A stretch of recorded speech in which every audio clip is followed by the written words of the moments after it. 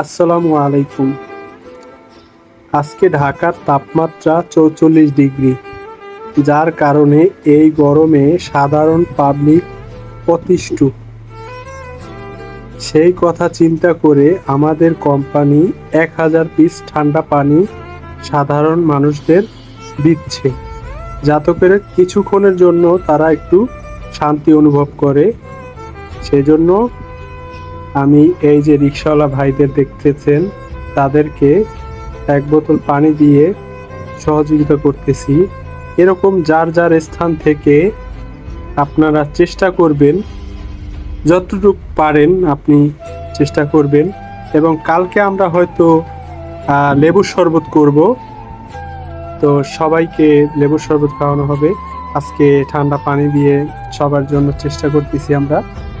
তো সবাই যার যার স্থান থেকে চেষ্টা করবেন এরকম সাধারণ মানুষের পাশে দাঁড়ানোর জন্য।